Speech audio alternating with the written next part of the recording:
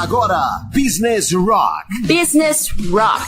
Um bate-papo com quem entende de negócios, economia, carreiras e muito mais. Os principais empresários e executivos do mercado aqui para você. Está no ar, Business Rock. Business Rock.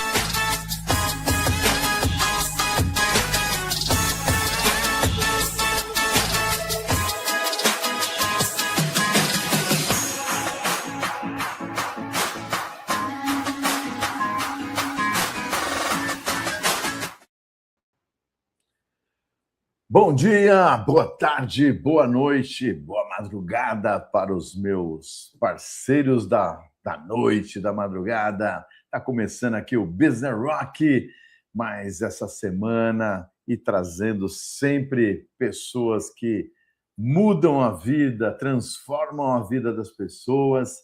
E hoje eu tenho o prazer de trazer uma indicação de um grande amigo lá do Márcio Aguiar, da NVIDIA, que falou: Sandrão, você precisa conhecer esse cara não é brincadeira. Você já entrevistou alguém que já morreu? Eu falei: cara, que é isso? O que é isso? NVIDIA eu sabia que tinha poderes, mas não desse daí. Não, então conversa com ele. Eu estou aqui, né? Existe uma frase, né, que diz que algumas pessoas têm duas vidas e a segunda começa quando elas percebem que só tem uma, né? Então, esse moço aqui, o nosso convidado, literalmente viveu essa passagem, né, do pós-morte, né? A primeira vez que eu entrevisto alguém que já morreu. Olha que maravilha. Chico Xavier, quando eu queria entrevistar, ele já tinha ido e tal. Eu falei, porra. E o nosso convidado viveu essa experiência. Foi oficial do Exército Brasileiro, esteve em uma missão de paz no Haiti, levou um tiro no coração. Cara, quando eu vi isso, um tiro no coração? Como é que é isso? Um cara sobrevive a um tiro no coração. Ficou 8 minutos clinicamente morto, voltou à vida e reinventou completamente sua carreira, o seu destino e tornou-se executivo global da ONU nesse momento. Eu falei, cara, o cara tomou tiro, virou executivo da ONU, ganhou o Leão de Bronze em Cannes e hoje lidera uma das empresas que mais chama atenção quando o assunto é inteligência artificial brasileira. Estamos falando aí que tem o Amazônia, espetacular, tem o Guará, o cara tem o ecossistema todo ali dentro. História de coragem, tecnologia e muito propósito. Estou falando de Nelson Leone, da Wide Labs. Bem-vindo, meu irmão. Obrigado pelo convite, Sandro. Obrigado por toda essa introdução. Aumentou a responsabilidade. Obrigado, Márcio, pela indicação. E muito feliz de estar aqui, conversar. Acho que os temas que a gente vai falar aqui são bem importantes, acho que de interesse de todo mundo e bem tempestivos agora, né? Eu acho que está todo mundo falando e obrigado de novo pela oportunidade de estar aqui. E antes de a gente colocar a música, eu já queria provocar aqui. Me conta para a nossa população aqui, que eu estou falando telespectador, ouvintes, internautas, gente do outro mundo também. Olha, pessoal, vamos falar com um cara que já teve aí, entendeu? Me conta como é que foi essa história de tomar um tiro e morrer, cara. Primeiro, assim, por que você estava no Haiti? Assim, vou virar militar? Porque assim, toda a sua família é médicos. 13 gerações de médico. Eu lembrei do filme do Forrest Gump, né? Que todo mundo era soldado. O soldado ia, morria. E o Forrest Gump não deixou o capitão morrer e ele virou um super executivo da área da pesca. Mas me conta, como é que foi essa decisão sua e como você chegou lá e por que você tomou esse tiro, cara? Eu fiz a Academia Militar das Agulhas Negras, que é a AMAN, que é ali em Resende, que é a que forma os oficiais combatentes. Eu entrei na AMAN até meio que não era o meu objetivo. Eu queria ser engenheiro mecânico, trabalhar com carro em Santa Catarina. E eu recebi um convite do meu avô. Meu avô tinha um sonho de ter um militar na família e ele me inscreveu para a prova da Escola Preparatória de Cadetes do Exército, que é o que é o caminho natural para você seguir para a academia militar e se tornar oficial do Exército. E ele falou, cara, você gosta de aventura, você gosta de esportes radicais, eu sei que você quer ir para engenharia, mas não custa nada, faz a prova, vai que... E aí eu passei na engenharia, passei na prova também da SpaceX, e aí olha a competição. Uma era ir para Floripa, fazer engenharia, outra ir para o internato em Campinas, na escola preparatória. Mas aí ele veio de novo, falou, olha, começa em janeiro, se você não gostar, volta, e em março começa as aulas. Fui para lá, nunca mais voltei, e eu me formei, depois eu fui para a Brigada Paraquedista, que é a tropa especial do Exército, né? E lá eu fui voluntário para participar da missão de paz do Haiti.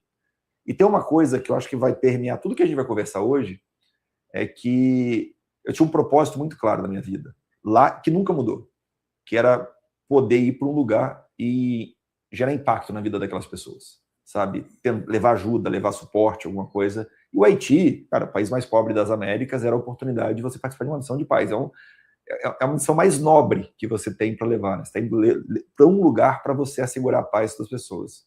E durante a missão, a gente foi numa operação específica onde a gente foi tomar uma região que era controlada pelo tráfico de drogas. A missão foi muito bem sucedida e a gente estava retornando para a base quando a gente foi dar apoio para um grupo de jordanianos que estava numa região específica. Chegando lá, o comboio que eu estava foi emboscado, eu estava na samba de uma viatura, saí de um lado, fui para o outro, e aí veio um tiro de AK-47. Para quem não sabe o que é AK-47, é um fuzil. É o fuzil mais vendido no mundo, é o fuzil que mais mata no mundo. Caramba. E esse tiro não pegou no meu colete, pegou por cima do colete e atingiu uma artéria chamada subclávia, que é diretamente no coração. E ali ela explodiu meu braço inteiro. É fuzil, gente. Então, assim, é supersônico, né? Então, ele bate, ele entra um buraquinho e estraçalha tudo, né? Cair para trás. E, para encurtar muito ali, eu acabei morrendo, ou fui ferido mortalmente muito rápido, porque a artéria vaza muito. Então, não é que eu morri por causa do coração só parou. Eu morri porque acabou o sangue, vazou o sangue. Então, eu tinha o que eles chamam de choque hipovolêmico. Não tinha volume de sangue para circular e por isso que para. E aí, durante esses 8 minutos, eu fui sendo resgatado, estava no Haiti, e aí a gente estava conversando sobre a Argentina agora há pouco, e tem uma coisa interessante que eu fui salvo por argentinos, eu fui salvo dentro de um hospital argentino. Então imagina que todo dia... Não era o Messi. Não era o Messi, mas eu tenho que agradecer todos os dias da minha vida porque argentinos me salvaram. Tá vendo? Tá vendo? E dali eu fui transferido para a República Dominicana e eles conseguiram me salvar. Então, fui ressuscitado e eu falei que eu não tinha sangue. Eu tenho o maior orgulho que, no primeiro momento foi uma coisa crítica, não tinha sangue suficiente para mim no hospital, porque o volume de sangue que eu precisava era muito grande. Caramba. Então, militares da minha tropa, do meu pelotão, doaram sangue para mim. Eu carrego hoje o sangue dos militares que estavam na missão comigo. E isso é muito legal, né? Isso é uma honra, literalmente, que eu carrego nas minhas veias e artérias o sangue deles. E a guerra foi sem tratamento, sem nada, transfusão direta, sabe? O cara deita numa, deita na outra, liga um no outro e vamos ver o que dá. E deu certo. Caraca! Então eu saio de lá vivo e carregando o sangue dos meus companheiros. Meu Deus do céu, isso que é uma história, porque eu já convivi bastante com militar, tinha uns amigos meus militares, o Brigadeiro Chaves, o Elvi, que era também tenente-coronel da Aeronáutica, e você tem uma irmandade dentro da área militar muito forte, né? Porque, você vive num estresse, mesmo que você não esteja na guerra, eu já vi muitas histórias deles, de ir para a selva, para fazer, não sei o quê, e lá você depende um do outro para você sobreviver, né? Na guerra, acho que muito mais, e você trazer literalmente uma parte do seu... E era o seu pelotão? Meus comandados e meu chefe também. Então, assim, o General Novaes, por exemplo, hoje carrega o sangue dele. Então, assim, doação, né? No sentido literal da palavra, né? Inclusive. Espetacular. espetacular. Não, eu acho que não só realmente trazer o sangue efetivo, mas essa doação, né? Porque eles doaram, eles sabiam que talvez que você não fosse sobreviver, mas eles deram a vida deles por você, cara. Isso é de uma força, meu, espetacular. Caraca, só essa história já podia parar aqui, sabe? Porra, eu morri, aí sobrevivi por causa da minha tropa. Caraca, meu. Meu, espetacular. Agora começou bem esse programa. Caraca, meu. E o trajeto? Porque assim, o Haiti é muito. Falta muito recurso, né? Você tomou um tiro. Como é que eles conseguiram te levar com vida, cara? Porque. Eu estava no caminhão, né? Na viatura. Dali mesmo, o pessoal foi abrindo do jeito que você imagina o trânsito. A gente estava em Porto Príncipe, que é a capital, até chegar no hospital. Caramba. De lá, eles fizeram um bypass, né? Eles meio que isolaram meu braço para amputar depois, e eu fui transferido para a República Dominicana de avião. E aí na República Dominicana tem um outro episódio muito legal, tudo legal agora, né? Sim. Que o cirurgião vascular que entrou no centro cirúrgico, ele entrou para amputar meu braço, para dar suporte à amputação do meu braço, porque, cara, estava tudo estraçalhado, não tinha osso funcionando, não tinha nervo, não tinha nada. E ele se recusou a amputar o braço. Ele resolveu refazer todos os vasos sanguíneos do meu braço. Isso é muito forte, porque ele falou o seguinte, ele falou, cara, eu não fiz a minha especialização aqui na República Dominicana, eu não fiz a minha especialização nos Estados Unidos, eu fiz a minha especialização no Brasil, no Hospital Marcílio Dias, e lá eu aprendi que não é tudo vadimeco, não é tudo manual, protocolo. A gente tem que olhar para a vida da pessoa. Eu era um cara que tinha um preparo físico estratosférico, era jovem, tinha 26 anos na época, recém-feitos, no auge, né, da vida, e eu tinha, segundo o que ele achava, capacidade de aguentar as infecções que viriam e tudo mais, e ele comprou esse risco e ele salvou meu braço. Caramba, meu. Sem saber o que ia acontecer. E arriscou um pouquinho da carreira dele ali, né? Porque amputar o braço estava resolvido, zero estresse. Fui protocolar. Não, ele pensou no humano que estava ali, na vida daquele humano. Tanto é que, quando passa-se um tempo, quase um ano e pouco, eu retorno para a República Dominicana, depois de estar no Brasil, com o braço mexendo um pouco, para agradecer ele. Porque assim, a galera... acho que assim, todo mundo me enxerga muito, todo mundo conhece minha história, tudo com uma jornada um pouquinho do herói, né? Aquela jornada. Mas, na verdade, no fim do dia, eu tenho os meus heróis. São essas pessoas que em cada um dos... O médico que, na hora do tiro, segurou a minha artéria com a mão, para não vazar. Caraca. As pessoas que doaram sangue para mim. Esse médico que decidiu uma decisão difícil, não amputar, sair do normal, né? Do tradicional ali, do fácil, e entender o que é uma vida por detrás daquilo. E ao longo de toda a minha jornada até chegar agora aqui, eu tenho muitas pessoas que acabaram me apoiando, sendo extremamente relevantes na minha vida, que a gente não faz nada sozinho. Então, nada sozinho. Nossa, que loucura, né? Eu fico imaginando, né? Porque realmente eu nunca vi ao vivo, mas quando eu vejo os documentários, não sei o quê, o tiro da... Como é que a AK-47. A AK-47, ela é um 762, né? Ela dilacera mesmo. Na frente parece um furinho, mas atrás parece que teve uma bomba, né? Eu fico imaginando o médico tomando essa decisão, porque é o que você falou, ele poderia colocar a carreira dele em risco, porque você poderia morrer, né? Com as infecções, não sei o quê, né? Que o jeito mais fácil estaria resolvido, né? Tira o braço, cauteriza e vida que segue. Vida que segue. Caraca, espetacular, né? E ser um cara que estudou no Brasil e por causa muito legal, é né? muito legal, cara. Cara, você tem O rapaz lá em cima, cara, falou assim, ó, vou fazer a vida desse fulano aqui, cara, mas eu vou dar uma emoção, acho que era roteirista novo, assim, não, vou fazer uma coisa diferente. Todo mundo vai e tal, não sei o que, o cara, pá, toma tiro, braço, não vou tirar braço. Cara, que espetáculo, bicho, que espetáculo, meu.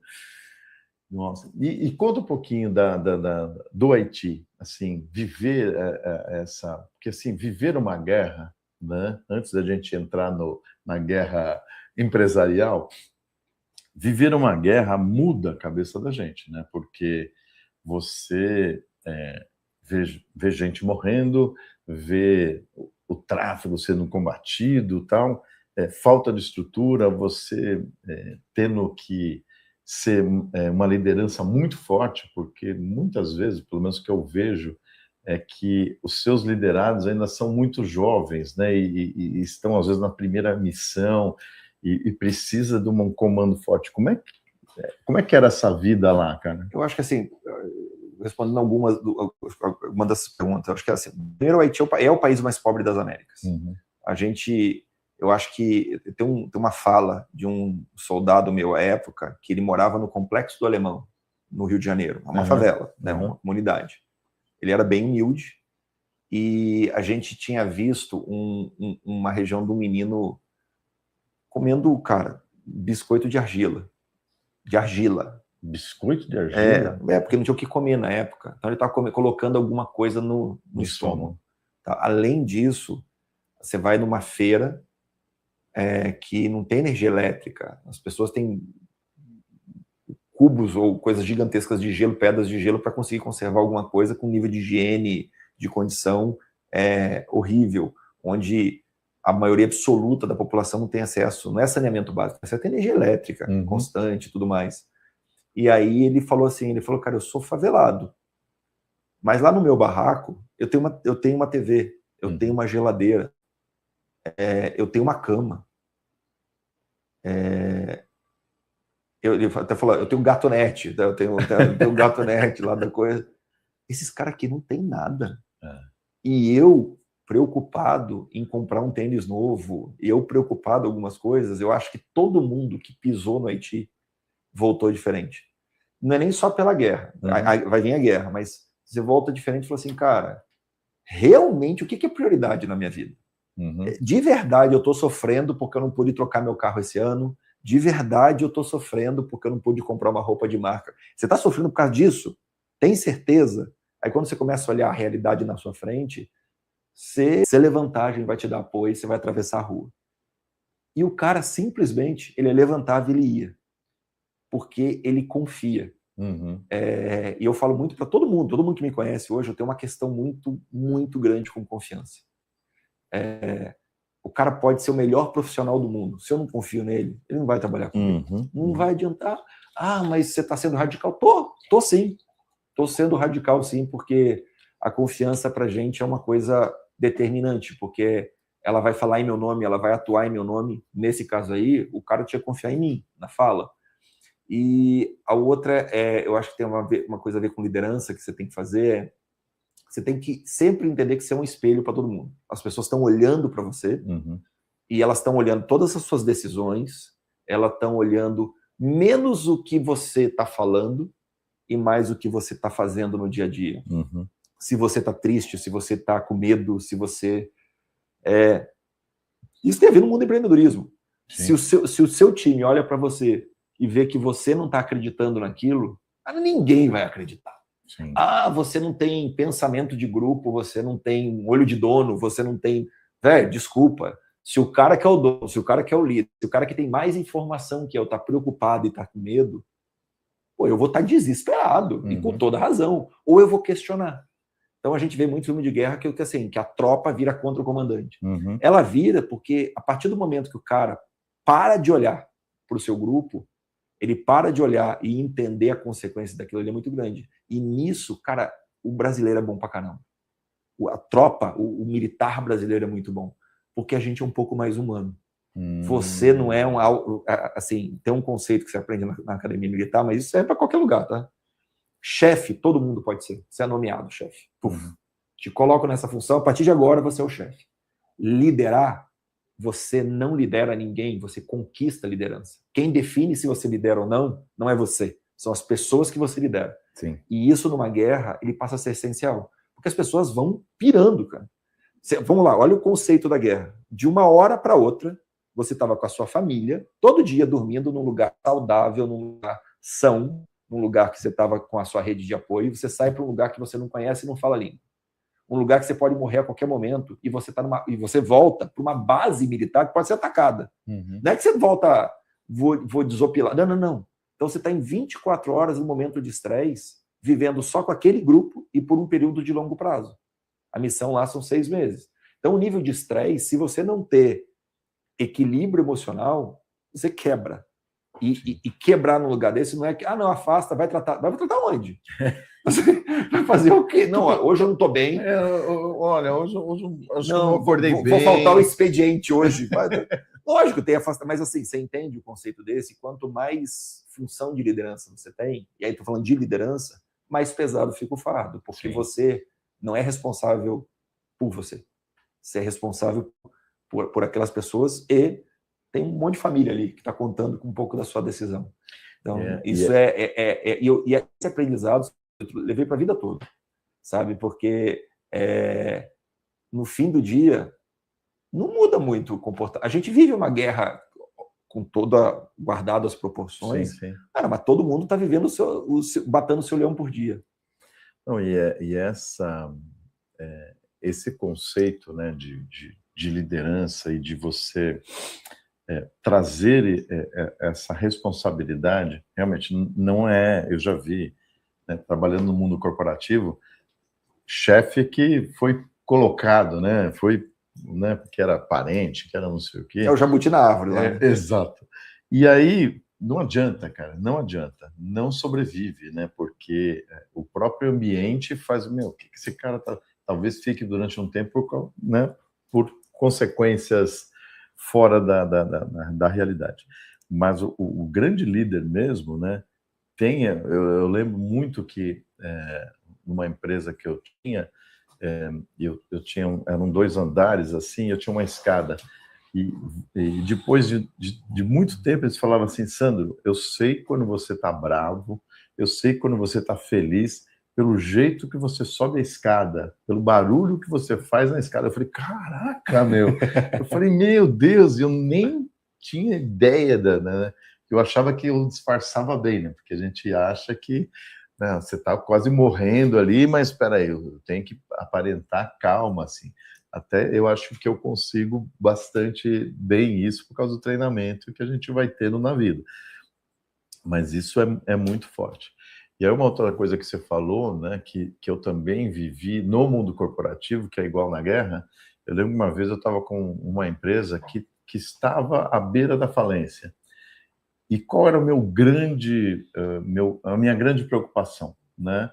Não era falir, né? Não era ficar endividado, né? É que eu tinha pessoas na minha equipe que dependiam daquele salário, e tinha uma pessoa especificamente que tinha câncer. E eu falei, se eu não conseguir pagar o salário dela, ela não vai conseguir ter o seu seguro-saúde e ela vai morrer, né? Porque ela precisa de um tratamento específico que depende desse dinheiro. Então, assim, me desesperava muito mais eu ter a possibilidade da minha incompetência matar alguém do que simplesmente ter essa dívida, essas coisas que a gente, né? No Brasil empreender no Brasil. Todo empresário fala, eu deito rico e acordo pobre, né? Você acorda pobre, almoço, de repente você está rico de novo. De novo. Na tarde deu ruim, desespero, e assim vai. Bem-vindo ao mundo de empreender. Então, eu realmente acho que essa vivência que você teve, a gente vive no dia a dia nosso, né, como empresário, mas não na intensidade que você viveu, porque realmente todos os dias você poderia morrer, e os seus liderados também, né? Você vai, brrr. É que o erro não é a demissão, Marina. Exato. O erro é a morte. É a morte. No sentido mais literal possível. Então, é um nível de responsabilidade. Você questiona, Só que aí, ao mesmo tempo, você tem que lembrar assim, hoje eu tenho 47 anos. Eu tinha 26 anos de idade lá. Nossa, era muito jovem. Então, você é obrigado a amadurecer na marra, sabe? Então, você não tem opção. E é por isso que tem uma coisa muito legal, que para você ir para o Haiti são 6 meses de preparação antes. Você é selecionado. Então, você vai criando um time. Você vai criando um espírito de grupo mesmo. E é o grupo, o treinamento é no grupo mesmo? É o grupo todo. Então, obrigado para testar. E quem não performa, não vai. Porque que é uma outra coisa, não adianta você se enganar. Se não está funcionando no teste, velho, não vai ter um milagre que vai fazer funcionar na realidade, onde o nível de estresse, de exigência vai ser muito maior. E esse é mais um aprendizado que eu tenho para a vida toda. Se já não está funcionando aqui, não tem varia mágica que vai fazer funcionar quando a coisa estiver mais crítica. Pelo contrário, a chance disso acontecer é pior ainda. Então, se é para errar, erra rápido e troca rápido. Sabe? Que é um outro conceito que eu carreguei para a vida toda. Assim. Errar, porra, eu erro todo dia, com toda certeza. Aí você tem que ter um pouco de, eu acho que, humildade para você entender e escutar as pessoas, porque uma outra coisa que se aparece é o cara que é chefe lá, o líder, que ele é o todo-poderoso, e ele não democratiza escutar um pouco mais o acesso a ele é isolado, ele toma todas as decisões e não escuta nada, esse cara não está liderando. Sim. Esse cara é um prepotente que está mandando os outros fazer, e enquanto o pessoal acreditar, vai. Enquanto não vai acreditar, não vai. Porque assim, o cara podia ter falado, não vou. Ah, mas eu vou te prender. Tá bom, prende, velho, mas eu não vou. Não vou atravessar aqui. Mas não vou nem a pau. Não vou nem a pau. E isso tem reflexo ali na frente. Então, assim, a outra coisa é, cara, escuta. Porque talvez o que a pessoa está falando para você, ela não está enxergando todo. Mas ela vai te ajudar a enxergar uma forma. Opa, não tinha visto isso aqui. Sim. E isso, meus sócios, assim, durante toda a minha vida, eu busquei praticar demais, sabe? Eu acho que é uma coisa que a gente tem que entender quando a gente está em função de liderança, que não é porque você está em função de liderança que você é responsável pela decisão, mas você não tem que ser o único a formatar aquela decisão. Sim, e ouvir é muito importante, né? Eu vi uma reportagem, eu faço bastante isso nos vários negócios que eu participo, que é você ter o seu crítico, né? Aquele cara que vai te perturbar, né? Eu tenho, em todas as empresas que eu participo, eu sempre tenho 2 ou 3 caras que são aqueles casca de ferida, que eu sei que toda reunião vai apontar esse negócio aqui não tá legal, esse negócio aqui eu fui fazer, não funcionou, né? Mas é muito importante isso. Eu vi uma matéria que eu acho que não sei se era o exército romano, que tinha que tinha exatamente isso. Já era uma técnica que eles usavam, que era, o meu plano é esse daqui. Agora todos vamos criticar isso aqui. É obrigatório você achar os defeitos que tem dessa estratégia que a gente vai estar usando, porque se eu não pegar, não, eu sou o líder, coloquei, né, e o cara fica, você vai dar merda, o cara tá entrando na rua que não tem saída, né, a gente vai ficar com uma encruzilhada, tá? Então, essa técnica de colocar e forçar o erro, né, diz que aumentou, eles usaram isso agora nas empresas, aumentou em 70%, 80% o sucesso dos projetos que passaram por essa técnica, né, que são os meus críticos, os meus chatos, né, meus sócios, não sei o que, falam, pô, mas esse cara, vamos mandar embora, esse cara, não posso, cara, esse cara é importantíssimo, se ele não tá lá... Ele que me provoca. Ele, porra, e eu sei que ele vai me provocar, não preciso nem pagar para fazer isso, né, só deixar ele assim, o que você tá pensando nisso? Isso não vai funcionar, às vezes é só porque ele gosta de ser do contra, mas é muito importante isso, né? Não, é essencial. E assim, lá os ânimos começam a ficar muito mais aflorados e à flor da pele, né? Porque o nível de tensão é muito grande. Então o cara, ele quer ter certeza, que você tem certeza do que você está fazendo. Exato. Então, cara, o ensaio, o treino, de novo, a sua margem de erro ela é um pouco diferente, porque se você errar feio, você perdeu uma pessoa, e perdeu uma vida. E, graças a Deus, a gente não teve. E ainda acontecendo com tudo isso, a gente foi emboscado, eu tomei um tiro, e tudo acontece, sabe? Mas quando você cria um vínculo desse, é uma engrenagem. Eu sempre falava isso no meu pelotão lá na época, e mais ou menos em qualquer lugar. Cara, imagina um motor extremamente complexo. Tem peças muito importantes do motor. Mas a gente sabe que, às vezes, uma pecinha pequenininha é o que vai dar uma merda gigante.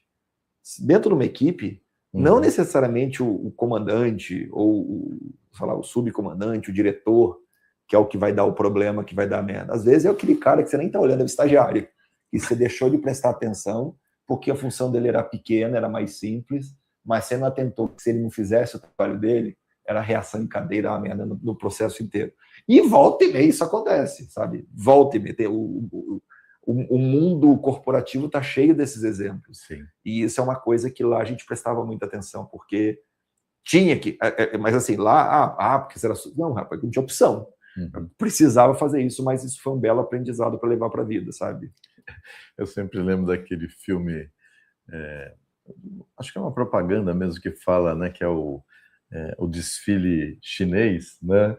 Que eles, com as plaquinhas, eles fazem a cara do presidente, né? Aí, um cara que não foi, que acordou e era bem o dente. Espetacular. Ele levanta assim. Um cara daquele mundo de gente que é bem o dente na frente do cara. E o presidente fala: porra, essa? Você só tinha uma função, né? Era só você ir e levantar aquela placa. O cara... Não tô bem. Ninguém vai prestar atenção, né? Tem 2 milhões de chinesas levantando as plaquinhas. O cara... É o que você falou. Geralmente dá aquela meleca. Bom, vocês estão vendo que esse programa aqui, vai render demais. Eu nem toquei a música, geralmente a gente só começa a conversar. E aí a gente toca uma música, o pessoal está entrando e tal, não deu nem para parar. Nossa, nu! Eu acabei de voltar de Minas, a gente lá, nu! Que é Nossa Senhora do Perpétuo Socorro, tudo de uma vez só, nu! Então, vamos lá. Bom, para a gente vai tocar uma música agora para a gente dar uma relaxada aqui, tomar, né, baixar os níveis de estresse da guerra, né, para depois entrar na guerra corporativa, mas outras coisas, né? O cara da ONU, o cara me contar tudo lá. Adorei a ONU, fui lá, espetacular. Mas a gente vai tocar uma música que acabou de ser lançada, que chama, de um grupo, de uma banda chama Sub Rock, e que chama Cabeça Vazia.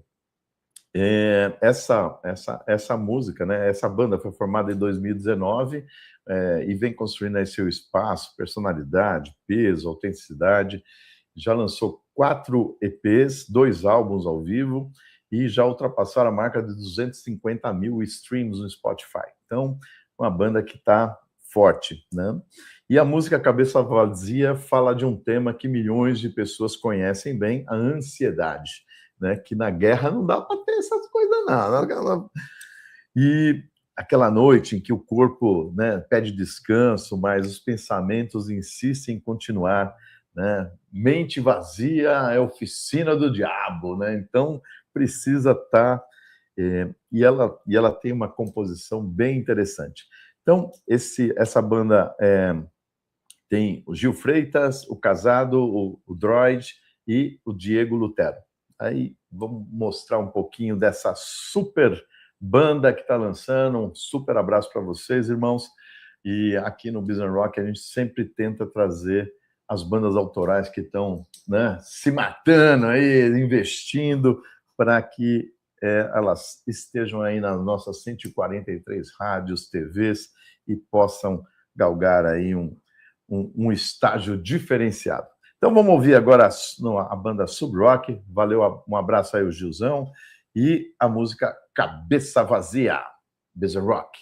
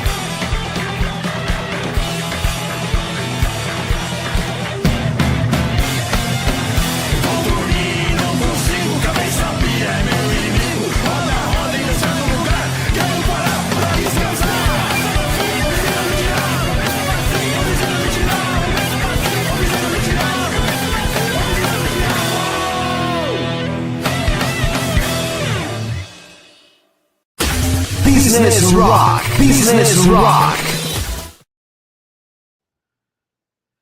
Business Rock, de volta aqui, depois desse sonzão aí do Sub Rock, cabeça vazia, muita sorte para vocês, irmãos, e bora lá, a guerra continua, faz uma música, faz outra, uma vai estourar, tomara que não seja estourar uma HK-47, que isso daí dá ruim, cara, dá ruim. Estou aqui com esse super amigo já, Nelson Leone, CEO da Wide Labs e militar, comandante, tiro, bomba e faca e vamos para lá, tal. Ô Leone, agora vamos falar um pouquinho da sua experiência, né? Tomei tiro, né? Aí você teve um braço que deveria ter sido amputado, não foi, mas você ficou, sei lá, acho que um tempão para se recuperar, para voltar, e pelo que o que a Silvia me passou, Silvia, muito obrigado a equipe é espetacular, né? Espetacular, cara, eu estava recebendo um prêmio, não conseguia ver nada, a Silvinha, a Érica, a Lívia, todas elas fizeram todo o trabalho e falaram, nossa, tá aqui, né? Ó, o prontuário, é prontuário.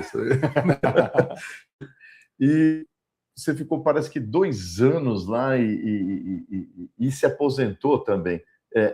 Como é que é isso, né? Você, com 26 anos, tomar um troço desse, uma posição de comando, aí você ter que passar por... Deve ter tido muitas cirurgias, taranã, e se aposentar. Conta um pouquinho, porque tem muita gente que... puxa, deu um problema... Não é esse estresse, né? Mas o cara teve um problema numa empresa, não sei o quê, e aí se desestrutura, porque tem que recomeçar, taranã, né? Você recomeçou de novo, né? Porque o cara morreu, viveu, e aí teve que reviver em outra coisa. Conta um pouquinho disso daí, porque eu acho que para essas pessoas é muito importante, por mais que seja... a sua história é muito intensa, né? Mas as pessoas vivem um pouco isso de uma forma muito menor, mas às vezes elas travam, né? E é muito importante mostrar o que você passou e como você ressignificou as coisas para estar onde está hoje. Não, e não é fácil, né? O que aconteceu? Depois da República Dominicana, né, que o médico... Eu voltei para o Brasil e eu fiquei 6 meses internado no Hospital Central do Exército, no Rio de Janeiro, onde fiz várias cirurgias, foram mais de 10 cirurgias. Caramba! De tentativa de reconstrução do braço, implante de nervo e tudo mais. E o tiro foi no dia 22 de junho de 2005, então há 21 anos atrás. E eu tive alta no final de dezembro, e em janeiro eu voltei para fazer a reabilitação. Eu fui fazer o tratamento meu de reabilitação no Hospital Sara Kubitschek, em Brasília, que é uma referência, referência mundial na parte neurológica. E lá eu tive uma experiência no início bem interessante, que eu cheguei lá achando que eu poderia voltar a mexer meu braço. E o médico falou assim para mim, cara, você não veio aqui para voltar a mexer o braço, porque a gente não tem estudo que mostre que você vai voltar a mexer esse braço. Você veio aqui para aprender a viver com o braço só. Porra, não era mesmo que eu queria receber de informação, né? Mas, e aí, efetivamente... E é muito forte isso. Hein? Mas ele tinha que ser transparente, né? Sim. O cara tem que falar a verdade, não adianta te enganar. Sim. E aí ele falou uma coisa no finalzinho, ele falou, olha, mas lembra que a medicina não é uma ciência exata. A gente não sabe o que pode acontecer. Corta. Eu fui para lá para ficar 15 dias, foram sendo estendidos. No final das contas, fiquei 2 anos no Hospital Sara. Eu brinco que eu não tive alta, eu fui demitido, né? Fui para RH, né? Deram baixa na RH, porque 2 anos, imagina, 2 anos. Foi de janeiro de 2006 a janeiro de 2008. Opa, tudo bem? Aqui está seu local. Cortou. Não, eu tive alta não, você já era, né? E lá eu passei por muita coisa, porque a primeira coisa, eu acho que é uma experiência muito interessante de vida que eu vivi, é que você ressignifica o seu problema. Tá? Eu tenho uma palestra, que eu conto essa minha história, eu fiz essa palestra em pouco tempo, e foi pela primeira vez, depois de muitos e muitos anos, minha esposa estava presente na minha palestra. E é outro nível, porque eu era recém-casado quando eu fui para Haiti. Nossa! E eu estou com a mesma mulher, o amor da minha vida continua até hoje, e ela é outra história, é um outro personagem bem interessante. Cara, conversar. Vamos conversar sobre essa daí também, porque, meu, recém-casado, você receber a notícia que seu marido morreu, reviveu, mas está destruído. E num outro país. E longe, e as informações não são constantes, né? Mas será que é verdade? Eu acho que não. Cara, deve ser... E no SAR, imagina você estar num lugar que todo mundo lá ou teve um AVC, ou ficou tetraplégico, ou ficou paraplégico, ou teve um braço cortado, ou teve uma lesão de plexo braquial, que é o meu caso. É só tragédia. E aí você chega lá, tem gente muito triste, tem gente feliz. Uhum. Eu vi, na primeira semana que eu estive lá, 2 casamentos acabarem, de pessoas falarem assim, olha, eu não casei com isso aqui, com o jeito que você ia ficar. E não era homens e mulheres, tá? Sim. E aí eu cheguei para minha esposa, quando eu fiquei lá, ela estava no Rio ainda, o Hospital Sara Kubitschek aqui em Brasília, e eu falei, olha, queria conversar com você, que eu falei assim, cara, você tem todo o direito de me dar um pé na bunda, de me mandar embora. Porque eu entendo que você não casou com o jeito que eu tô agora, e eu não quero te forçar isso. E ela falou assim, vai pra merda, você tá pensando que você acha que você vai se ver livre de mim assim? Volta pro seu tratamento, aí fica quieto. E cria vergonha na cara. Assim, você pensou que sua vida era fácil? Sim. Meu, a vida vai ser muito difícil. Vai recuperar e vai ficar comigo. E aí tem um outro aprendizado que eu acho que eu tive no SAR. Eu tive 2 grandes aprendizados lá, além dessa vivência, né? Que o primeiro é que eu não sabia até onde ia meu tratamento. Então, mas eu nunca desisti. Eu tenho uma entrevista que é muito legal, que essa entrevista foi feita, tá me filmando, até eu uso esse vídeo, que 10 dias depois do tiro eu falo que eu vou voltar a ter o movimento do braço.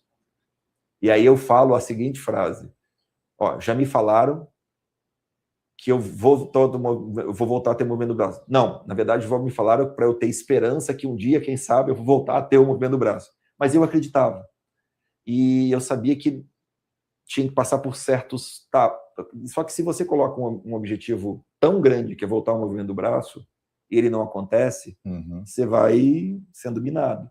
Então eu não colocava esse objetivo lá na frente. Eu ia fazendo o que eu chamava de quick win, né? De toda semana eu tinha um objetivo. Eu quero conseguir andar. Eu quero conseguir fazer tal coisa. Eu quero conseguir fazer tal coisa. Eu quero conseguir cortar minha unha. Eu quero saber cozinhar. Eu quero aprender a quebrar um ovo com uma mão só. Eu não sou chefe de cozinha. Como é que eu cozinho com um braço só? Como é que eu dirijo com um braço só? Como é que eu vivo com um braço só? Porque eu não nasci assim. Eu tenho que aprender na marra isso, sabe? E não tem varinha. Como é que eu amarro um cadarço? Sim. Não tem varinha mágica, sabe? É aprender. É ensaio e erro, aprendendo. Então isso foi uma primeira coisa que para mim foi bem importante, e você ressignifica prioridades. Então eu tinha uma carreira linda para ela fazer pela frente, eu não tinha mais. Eu estava em tratamento e sabia que eu não ia mais voltar para o exército. Ao mesmo tempo, rapaz, eu não morri. Quer dizer, eu morri um pouquinho, mas eu voltei, eu tive a chance de voltar. Então, como é que eu vou reclamar da minha vida se eu estou tendo a oportunidade de viver novamente? Então, o tal de ressignificar ali, para mim, foram vários ressignificados de definir o que era prioridade para mim de verdade, o que eu queria fazer com a minha vida. Eu tinha uma tela em branco pela frente. Inclusive, ficar aposentado sem fazer nada. Eu falei para ela, você acha que eu aguento? Ela falou, eu acho que você aguenta 48 horas. Você não há a menor possibilidade. E eu não vou te aturar em casa, relaxa. E eu casei muito bem, porque a minha esposa é fisioterapeuta, né? Então, assim, olha assim, meu, economizou pelo menos alguns milhões. Um baita investimento, né? Isso que eu chamo assim, visão de futuro. Visão de futuro. Espetacular. E esse período no SARA, ele me mostrou que eu tinha muita oportunidade. E a outra foi conhecer o problema dos outros. A gente tem a mania de achar que o nosso problema é o maior de todos. Sim. E assim, acredite você que está escutando a gente ou assistindo a gente. Cara, você pode estar olhando para mim e você acha, cara, nem de perto o problema desse cara chega perto de mim, porque a sua vida é muito intensa. Mas eu vi muita gente com um problema muito pior que o meu. Muita gente pior que o meu. Uma criança tetraplégica, gente. Eu não conseguia e ela sorrindo. Eu fiquei internado, sabe? Então, eu convivia o dia inteiro com essas pessoas, sabe? E a gente contava piada, tinha momentos down, mas a gente também... E aí uma coisa, que eu acho que foi a coisa mais importante que eu tive em todo o meu... No total foram 2 anos e meio de hospital. Pô, 2 anos e meio é um tempinho razoável, né? Bem razoável. Em nenhum momento eu parei de ter apoio de amigos, de familiares, em nenhum momento. Nos 6 meses que eu fiquei no Hospital Central do Exército, mais grave, a situação era mais grave, todos os dias eu tive visita. Todos os dias eu tive visita. E para mim, por que isso é tão importante? Porque você saber que tem alguém que separou 10 minutinhos da vida dele para dar um apoio para você, você sabe que você está sendo lembrado por alguém gosta de você. E eu acredito muito em questão de energia, sabe? Assim, eu acho, tem aquela frase que gentileza gera gentileza, e eu tenho certeza que uma pessoa positiva, o bem, ele gera mais coisa boa. E aquele cara que é ruim, que é depressivo, que tá para baixo, se não tiver nada numa energia que antagonize aquilo que ele está vivendo, o cara só vai puxar para o fundo do poço. Sabe? Eu acredito verdadeiramente nisso, e eu vivi isso. Então, acho que essa etapa da minha vida foi uma etapa de, em inglês é healing, né? De cura, mas não de cura daqui apenas. Eu acho que de entender o momento que eu estava vivendo, eu tive o tempo para me ressignificar. Então, eu tive 2 anos e meio para entender o meu papel no mundo de novo, o que eu podia fazer da minha vida e recomeçar. E eu encarei esse tempo como isso. Ao mesmo tempo, eu tinha um desafio.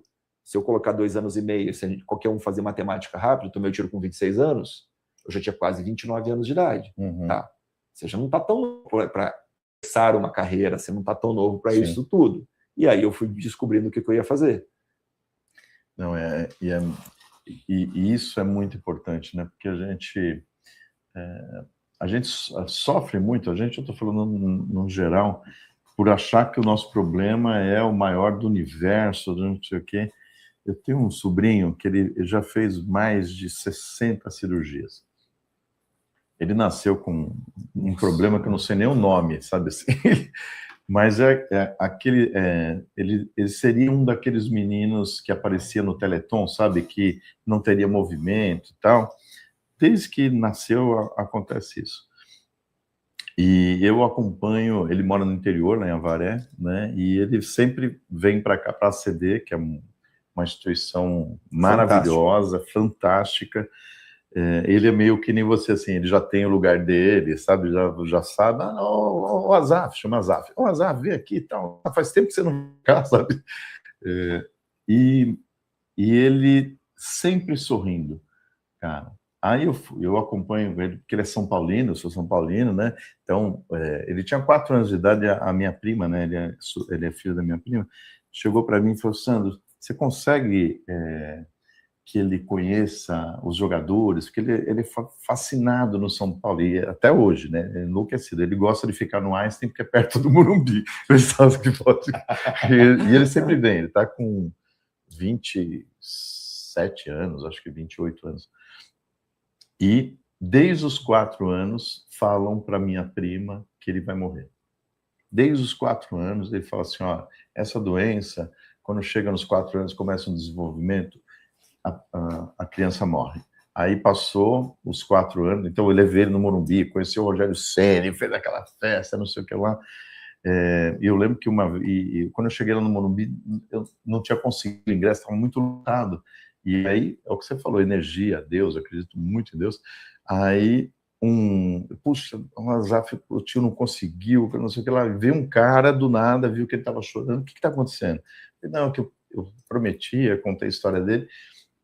Aí o cara falou assim: não, você vai comigo, eu estou no camarote da ESPN, você vai comigo, você vai entrar agora com ele. E aí conheceu todo mundo, assim, do nada, assim, e ele não morreu, né? Igual o seu braço que não...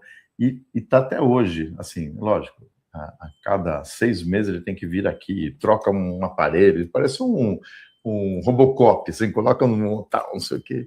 Mas, de novo, ele sempre tem uma positividade, tanto ele quanto a minha prima, né, que é, assim, uma guerreira, e vai, e acredita, e faz. Não, meu filho não vai morrer, não adianta. Sandro, não adianta, eu não aceito isso e não vai acontecer. Ela discute com um neurocirurgião, assim, sabe, do Einstein, tal, do sírio-libanês. Karina, mas não, doutor, isso daqui está acontecendo, sabe? Ela já entende de neurocirurgia como ninguém, cara. De novo, positividade, né? Se ela tivesse, o que você falou, se ela tivesse assim, poxa, não, realmente meu filho vai morrer, cara, já teria morrido, cara, porque a doença dele é muito séria, assim, sabe? Tem um monte de coisas, equipamentos na coisa dele, de vez em quando, você pode me acompanhar que a gente vai ter que dar um ajuste, sabe? Chega lá, dá um reparo nas coisas e vai. Então, isso daí prova muito, na minha visão, essa força que a pessoa tem que ter de positividade. E ela passa isso para ele, cara. Ele depende muito de como ela está, né? Que é o líder dela, o líder dele é ela. Se ela está para baixo, ele já fica assim, puxa, minha mãe. E ele não deixa ela ficar triste ficando alegre. É uma loucura isso. Quem está de fora, né, que mesmo sendo, né, você fica de fora, que a sua emoção não é tão grande quanto o que você está vivendo.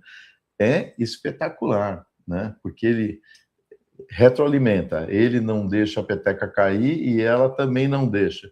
Muitas vezes eu cheguei no hospital, Sandro, você pode vir aqui, eu preciso conversar com alguém, né? Aí eu saía da minha casa e ia lá, aí ela saía, eu vou ali tomar um café com o tio, tá, não sei o que, tá bom. Ela saía do quarto, chorava que nem uma louca, porque tinha recebido uma notícia que, pô, você ia ter que fazer aquelas cirurgias que 70% tem chance de morrer, sabe, aquelas coisas, e ela precisava desabafar. Mas na frente dele, nunca eu vi ela, sabe, pestanejar, porque ela sabe que esse menino depende dela, do espírito dela para vencer essa luta, né, que é um pouco do que você contou, né? Uhum. Então, eu acredito totalmente, né, no que aconteceu com o seu braço, no que aconteceu por causa dessa positividade e por causa da sua esposa também, né? Sem dúvida. Né? Não vai, amigão, não vai desistir, não. Eu tô aqui. Cara, que demais. Como é o nome dela? Érica. Ó, beijo para você, Érica. Que espetáculo, que mulher, hein? Ela é.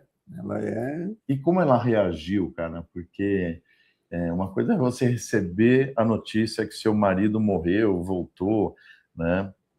Ela também teve que se reinventar, porque ela teve que te acompanhar durante 2 anos num vai e vem aí. Ela era muito... Eu acho que assim, a Érica, ela é o meu suporte emocional e vice-versa, sabe? Então, em relação a... Eu acho que é meio simbiótico isso, é estilo do que você contou da sua prima. E eu sou uma pessoa... A Érica, a gente são espectros diferentes. Ela é o 8, eu sou o 80. A Érica, ela me puxa para a realidade. Eu brinco assim, sabe? Assim, cara, a chance de dar errado é muito grande. Aí eu falo, pô, mas tem pequena chance de dar certo. Espetacular. E eu sou o cara disso. Então a gente se encontra no meio. Eu acho que a Érica, ela sempre... Eu sempre tive... Quando a Érica chegou na República Dominicana para me ver, eu não andava, eu estava acamado. E ela atrasou um dia, porque perdeu mala, deu problema no voo dela, e eu tive que fazer, eu fiz um esforço sobre-humano para na hora que ela apontou no corredor, quando ela abrisse a porta, eu estivesse em pé na frente dela. Olha. Quase desmaiando. Mas eu precisava mostrar para ela que eu não tinha desistido e tudo mais. E eu falo que a gente sempre retroalimenta, que naqueles momentos eu fazia aquilo por ela. Por mim, obviamente, mas cara, olha aqui. E ela me dava apoio. Porque a gente, na nossa vida, é assim... cara, a gente tomou muita porrada da vida. Aqui eu tô contando uma... e a gente sempre gostou de viver. Uhum. Independente dos problemas da vida. Eu sou apaixonado pela vida. Eu sou apaixonado por viver, sabe? Independente dos problemas. E a gente se complementa, porque, cara, é sempre, quando dá um problema, a Érica fala, cara, vai dar errado. Assim. E é muito importante. Lembra que você falou da pessoa que... Porque ela vai me fazer achar, e a gente junto, achar a solução para dar certo. Porque eu sou um copo meio cheio sempre. Assim, sempre. Sempre. Não... Como é que você acorda desse jeito? Como é que você acorda? Assim? Ela fala, não fala comigo de manhã, porque simplesmente você tá feliz me irrita. Essa é minha esposa, entendeu? Ela, assim, não conversa com ela de manhã. Se bem que ela deu uma melhorada, mas no começo ela falou assim, cara, eu não consigo, não faz sentido. A pessoa... Aí eu comecei, mais recente, comecei a treinar Iron Man, né? Eu falei assim, Iron Man? Pensa assim.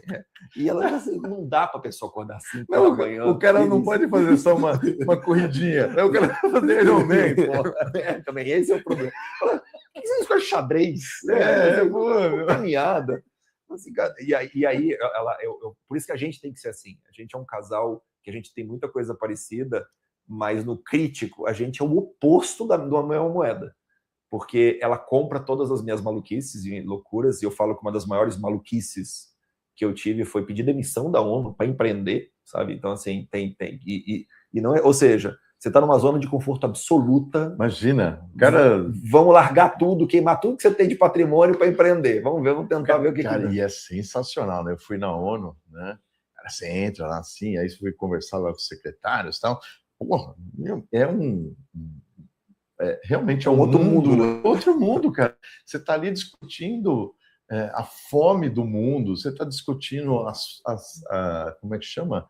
Toda a parte de saúde do mundo, guerras, sabe? E tem diversas vertentes. Cara, eu só de entrar lá me senti o poderoso.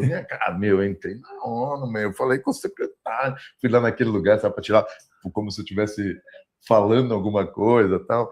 Imagina o cara que era como diz lá no Rio, pica da galáxia, né? Pica da galáxia. Então... E foi uma experiência legal, sabe? Quando, assim, eu acho que história curta, quando eu tenho alta do hospital, tudo do SARA, eu ainda passo por um período ali, ainda de descoberta, onde eu começo a nadar e viro atleta paralímpica, né? Tem um período que eu viro atleta ainda nesse aí. Enfim, tem muita história. Tem um amigo meu que fala que eu tenho 90 anos, assim, para dar tempo de viver tudo que eu vivi. Não pode ter 40 e poucos anos, não é possível, cara, é possível.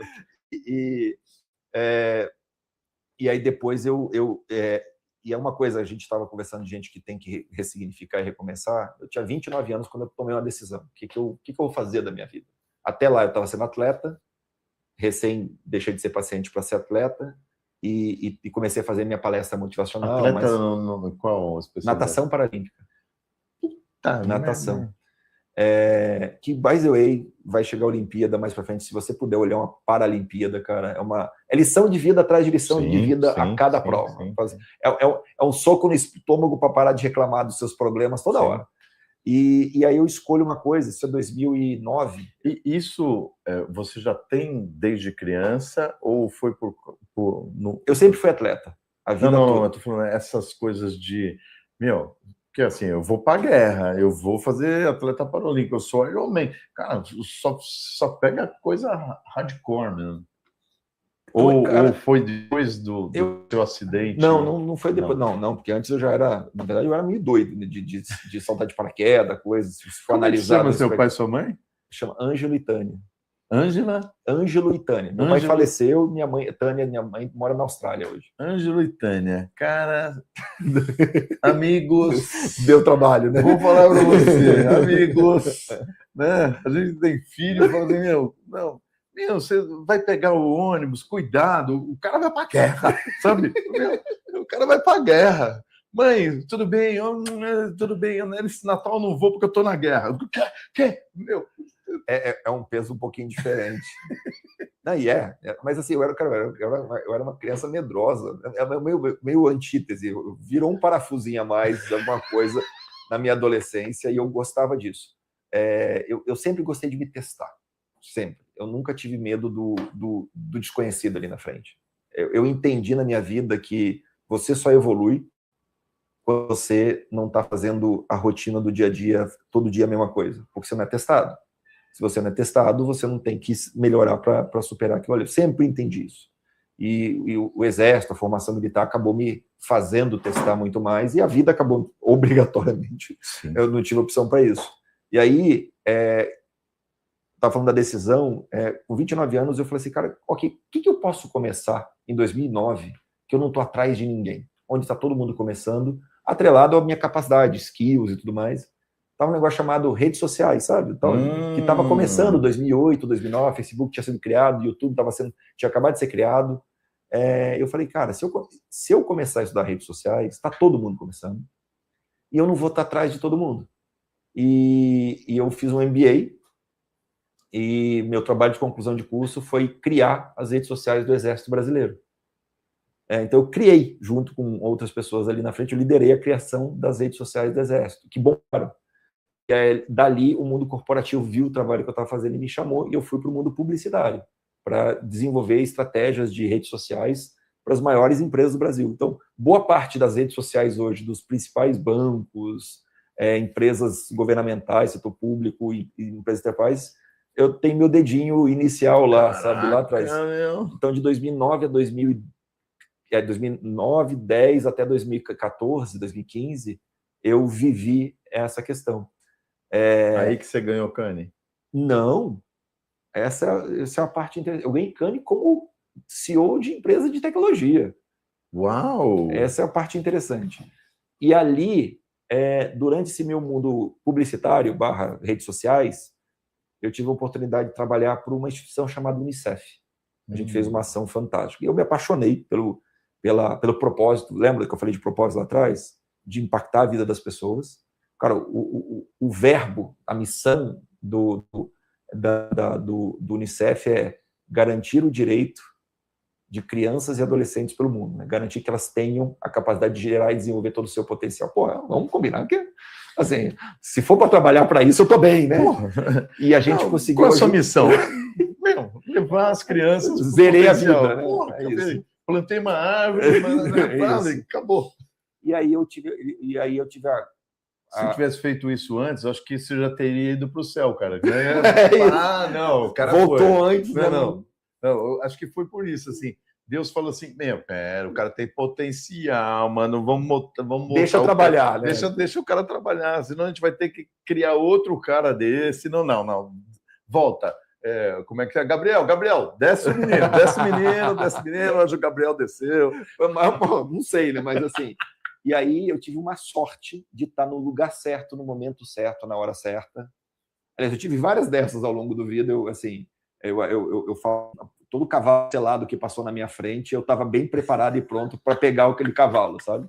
E o Unicef estava procurando um chefe de comunicação digital para desenvolver a estratégia de comunicação digital do Unicef no Brasil.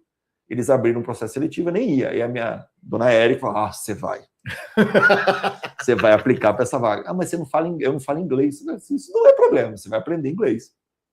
Eu ganho essa posição, aí a minha chefe na época me deu 1 ano para aprender inglês na marra.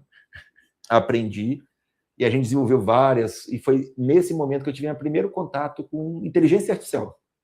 A gente fez um projeto com o Facebook Messenger, na época, onde a gente desenvolveu uma ferramenta, uma startup chamada TalkTo, que hoje não existe mais, que era um teatrinho, que você era um personagem disso dentro de um agente conversacional, um chatbot, onde a sua missão era ajudar uma menina, uma jovem, vítima de violência sexual online. Caramba. E você compartilhava as angústias delas, você ajudava ela em toda essa questão, o quão sério era, via as consequências daquilo, e depois virava uma pesquisa. E esse projeto impactou 1,5 milhões de adolescentes no Brasil. Impactou não, usaram a ferramenta, 1,5 milhões de adolescentes, impactou muito mais. E isso foi um negócio fantástico, usando machine learning. Não era a IA generativa de agora, mas usando machine learning, isso acabou gerando impacto. E aí eu trabalhei com resposta ao Zika e muitas coisas, eu fui aprendendo muito de Brasil. Zika vírus? Zika vírus. Eu ajudei a desenvolver estratégia de resposta ao vírus na parte de comunicação digital, no Brasil todo. E aí eu comecei a aprender mais coisas sobre esse mundão, sabe? E que hoje agrega um valor gigante na empresa que eu estou, que assim, entendi que o Brasil não é um só. O Brasil são vários e vários Brasils, e o que a gente fala aqui, a forma como a gente fala, a forma como a gente comunica, o que a gente acredita que o mundo é assim. Cara, no Norte não é não, velho. Não é assim. Sim. E é o mesmo país, a mesma língua, é um mundo diferente. São estratégias diferentes, são negócios diferentes que você tem que executar num país continental que nem esse. E aí, dali, surgiu uma posição para eu ser o chefe de engajamento digital do Unicef no mundo. Era uma vaga que nenhum latino tinha conseguido, ou ninguém que falava não língua inglesa como língua materna, e eu ganhei essa posição e fui ser o chefe de engajamento digital do Unicef. O que era isso? Você fazia provas, passava por testes? São processos seletivos, abertos, para interno e externo. Cara, é uma vaga, não importa quantos candidatos. Se você está dedicado... assim, não tem problema. Eu vou. Vamos ver o que vai dar e eu vou me dedicar ao máximo. É espetacular que eu estou falando, porque... É muito difícil, né, cara? Porque você precisa colocar a pessoa certa, né? Você, como líder da ONU, né, fala, eu preciso do cara, né? Porque tem uma série de skills que não estão em todos. Né? Às vezes você tem 3 em uma pessoa, mas juntar tudo...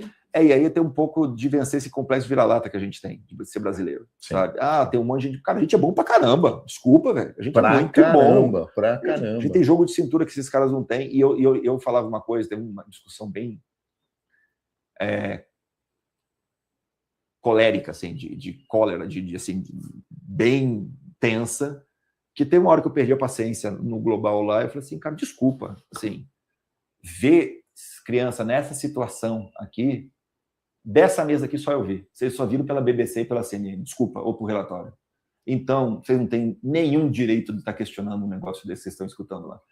E ser brasileiro, até no lado ruim de experiência que a gente teve que ver, passou a ser um ponto positivo de você trazer um outro olhar, sabe? E os meus colegas lá aceitaram a discussão que a gente estava e tudo mais. E lá eu vivi por 4 anos nessa posição, né? Então foi bastante coisa. Eu tinha 192 países para conversar, ligados a mim. É um bocado de gente, né? Assim, como diria lá em Porto Alegre, bate, mas capaz. E aí imagina você refaz sua vida profissional, você está numa zona de conforto, você é um chefe global, eu precisava rodar, então eu ia para Genebra, aí você morou em Nova York. Morei em Nova York, isso. E aí de lá eu decido resign, né, que é renunciar a minha posição e voltar para o Brasil com a ideia de empreender. Nossa. Dona Érica deve ter falado assim. Ela não gostou tanto da ideia. Eu imaginei assim. O que eu vou renunciar? O quê? Você tá louco? Porque... Nossa! Aí você tem que convencer. Meu, espetacular, hein? Você é bom de papo também, cara. Digamos que eu sou bom de argumento, mas acho que assim, acho que a gente sempre olha a felicidade que a gente está, os desafios que a gente tem pela frente. Ela sabe que eu sou uma pessoa que eu sou forjado a desafios. E eu acho que... E eu falava para ela, eu falei, cara, eu tenho que tomar uma decisão agora. Eu tenho 40 anos de idade, 40 e pouquinho anos de idade. Ou eu fico na ONU de vez, ou está quase no limite de eu voltar para o mundo corporativo. Sei que a ONU não está numa fase tão boa. Então, cara, ou eu mudo para cá. Eu entendo que esse tal de inteligência artificial pode começar as coisas a acontecer. E aí eu retorno para o Brasil em busca de fazer um projeto que foi o primeiro projeto. Hoje, na verdade, eu não tenho 1 milhão de caras, são acho 9. A gente ganhou um monte de prêmios, e aí você vai entender o formato que a gente montou, mas eu volto para o Brasil com um projetinho debaixo do braço. Volto, inclusive, num contexto um pouco diferente. Eu achei que eu ia voltar desempregado, mas uma outra coisa que eu aprendi nessa minha vida longa é que toda porta que você abre em lugares, é bom quando você sair, você deixar ela aberta, né? Porque a nossa carreira, no final do dia, o que mais importa, cara, não é o seu currículo, não é a sua curso de formação, é o seu nome. O Exército tem o nome aqui, né, que é no Stash, né? No fim do dia, velho, o que vale mesmo é o seu nome, como as pessoas acham de você. E aí me ligaram, falaram assim, Leone, por um acaso aleatório, você está disponível para voltar para o Brasil? Olha. Eu falei assim, era o BTG, o banco BTG, voltando para eu ir para uma área, para uma empresa do grupo que trabalhava com a parte de comunicação digital do banco, para o seu chefe de estratégia.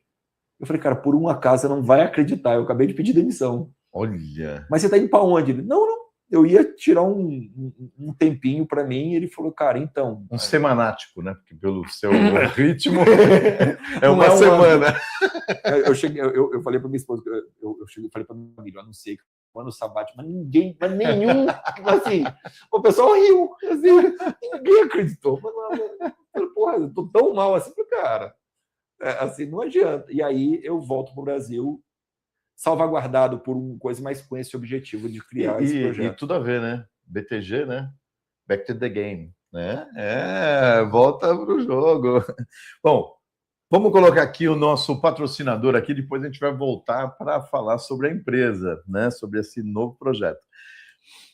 Se você tem uma empresa e precisa motivar seus funcionários, fazer com que eles realmente atuem, façam coisas diferenciadas, não como o meu amigo Leone, né? Que o cara aqui é fora da curva, mas atingir metas, superar metas, nada melhor do que as pessoas estarem engajadas, estarem loucas para ganhar os seus prêmios. E a P2X ou P2X tem os cartões com a Visa de premiação, tem Pix premiado, tem portal de prêmios. Então, converse com a P2X e vocês vão conhecer um novo lado aí para você conquistar essas metas que estão muito fáceis no Brasil. Está muito fácil atingir meta, mas a P2X vai te ajudar. Então, vamos conhecer um pouquinho da P2X.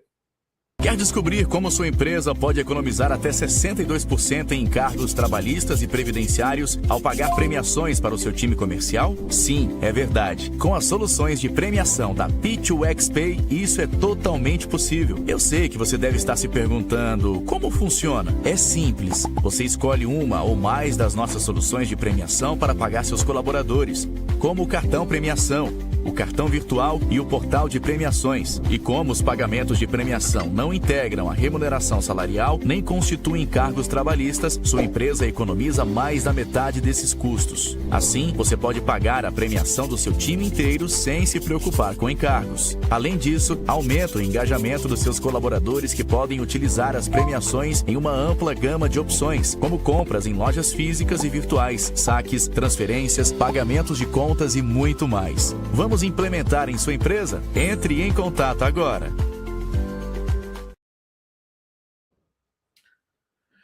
P2X www.p2xpay.com.br. Entre no site, mande uma mensagem para o pessoal, eles vão analisar a sua empresa, ver qual é a melhor função, qual é o melhor produto para que você engaje seus funcionários, colaboradores e clientes também. P2X é espetacular. Ganhar um cartãozinho com uma grana dentro, eu saio que nem louco. Imagina a Érica, hein? A Érica ganhou assim 500 mil. Uhul! Já sai que nem louca. Então, p2xpay.com.br. Estou aqui com essa pessoa que eu não sei nem não sei nem como que eu falo, né? Empreendedor não, cara, sei lá, um ser, né? Eu vou falar assim, um ser de outro mundo quase, né? Nelson, um ser que foi, né? Um cara que foi e voltou. Pô, tem Jesus Cristo e Nelson Leone, caraca, meu. Nelson Leone, aí, CEO da Wide Labs. Agora, vamos falar um pouquinho... Aliás, deixa eu chamar a Érica aqui, a minha Érica, né? Érica, vem aqui falar, porque depois ela fala assim, tipo esposa, sabe? Isso, não deixa eu falar, você não esquece, porque você fala pra cacete. Fico depois. Fala aí, Eriquinha. Agora eu já tô mais feliz ainda em saber que a esposa dele chama Érica. Então ele sabe... o potencial e o poder das Éricas. Dizem que os Enzos vão dominar o mundo é porque eles não conhecem a geração anterior de Éricas. Né? Então, já me identifiquei 200% com ela. O que ela disser tá certo. Não questionaremos. Eu concordo. Sim, senhora. Primeiro, eu quero deixar um beijo para todas as rádios, portais, todo mundo que acompanha o programa. Eu sempre gosto de falar, porque eles mandam muitas mensagens para a gente. Ai, Érica, eles sempre falam, né? Você entrou e não falou nada da gente. Então, um beijo para todas as rádios, portais, TVs. Um beijo pro pessoal do SBT, Paulinho, todo mundo que acompanha a gente também no SBT. E quero também deixar para você que está nos acompanhando aqui, se você quiser saber mais sobre os nossos programas, entrevistas exclusivas, entrevistas passadas, as rádios, fotos exclusivas, entrevistas exclusivas, não, fotos exclusivas, você pode acessar o nosso site, businessrock.com.br. Lá você consegue acessar nosso WhatsApp, todas as entrevistas, ver fotos exclusivas do Sandrão, com personalidades, e poder acompanhar toda a rotina aqui do Business Rock. E se você quiser também, vou colocar aqui para você, pode mandar uma mensagem direto para a gente no WhatsApp 11 93905 9495. Lembrando que se você tem uma rádio e você quer a programação do Business Rock aí com vocês, quer o nosso podcast aí, manda uma mensagem para a gente. E se você tem uma banda autoral, quer que seu som toque aqui, também manda para a gente. E agora eu vou fazer aquilo que eu faço toda semana, que é fazer uma pergunta. Eu descobri algo sobre... Você acha que ela aguenta? Não, eu tenho que fazer. Eu descobri algo sobre ele e eu quero que ele me fale meu pai, sobre isso, que ele conte. Eu descobri que ele fez uma IA que entrevista pacientes com Alzheimer. E aí coleta as memórias dos pacientes e depois, né, coleta essas memórias antes delas desaparecerem e a pessoa fica ouvindo a própria voz contando aquelas memórias. E eu queria que você contasse sobre esse projeto lindo, sobre como funciona direitinho, assim, eu fiz um resumo aqui sobre isso, porque eu perdi uma avó, a minha avó morreu por causa do Alzheimer, então, assim, ao final da vida, ela repetia muitas histórias, e ela realmente não lembrava, ela achava que eu era minha mãe, né, mais nova, então isso toca profundamente a minha vida, e eu queria que você falasse sobre isso, para as pessoas conhecerem mais, porque eu acho que o nosso programa tinha que ter no mínimo umas 32 horas. Mas, como nosso tempo é reduzido, eu peguei essa história e queria que você contasse sobre a SA e mais ou menos como funciona. É isso, obrigada. Eu acho que ele pegou essa inspiração das Éricas, né? Porque toda Érica não esquece de nada, né? Então, a história que você contou em 1812, ela vai falar assim, em um determinado momento, ela vai fazer, você lembra que você deixou a toalha em cima da cama e estava o meu vestido que embolorou, né? Tipo isso. Não, mas você não está entendendo o timing dessa pergunta. Lembra que eu falei que eu voltei para o Brasil com um projeto debaixo do braço de inteligência artificial? É esse projeto. Olha, Eriquinha. Assim, o timing mais que perfeito da história. Esse projeto, o nome dele chama Biographer, de biógrafo, né, com AI, e ele foi pensado em 2022 por dois criativos de desenvolver uma IA que ela teria a capacidade de entrevistar o paciente, seus familiares e amigos, pegar essas histórias, conciliar com o momento de vida do mundo nesses períodos, reescrever essas histórias sobre a ótica do paciente em primeira pessoa, sintetizar a voz do paciente, e o tratamento do paciente consiste em ele escutar todos os dias as suas melhores histórias de vida e ele reter essas memórias, que são portas que ainda não fecharam dentro do seu cérebro. Só que não era possível fazer.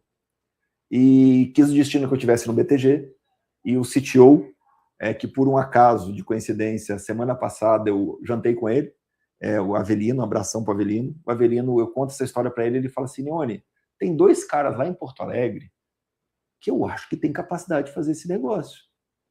E aí eu entro em contato com esses dois caras de Porto Alegre, o Rodrigo Malossi e o Marcelo Chaper, meus dois sócios fundadores, e conto o projeto para eles. Falei assim, cara... Eles estão com você na Wide Labs, assim que surge a Wide Labs, no final do dia. E eles fazem esse projeto, a gente faz esse projeto.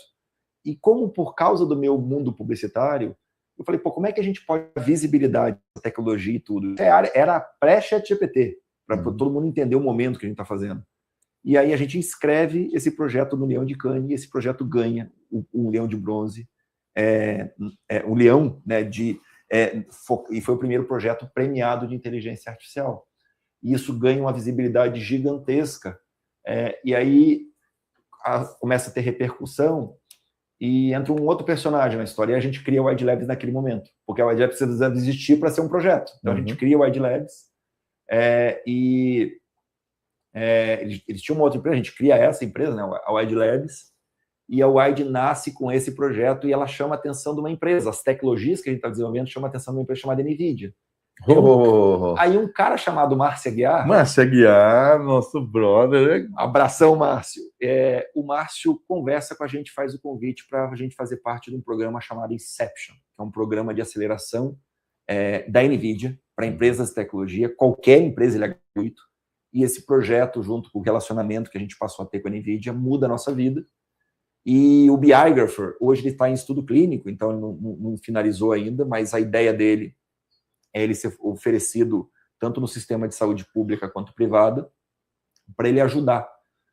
E tem mais um spin-off desse projeto, que faz parte do estudo, que como ele guarda as memórias, ele tem uma finalidade, não está aplicado na prática ainda, né, só em teste, para ele pegar as pessoas que estão em fase final da vida, pacientes terminais, para você guardar as memórias daquela pessoa contadas por ela mesma. Cara, esse legal, é a beleza da IA. A gente fala muito da IA vai tirar emprego, a IA. Olha o que a IA faz, sabe? Sim. Esse é um exemplo. A Wide nasce desse propósito. De novo, olha, o propósito nunca tirou da ideia. E a gente cria o Wide, e aí a NVIDIA pergunta qual que é a ambição que vocês têm?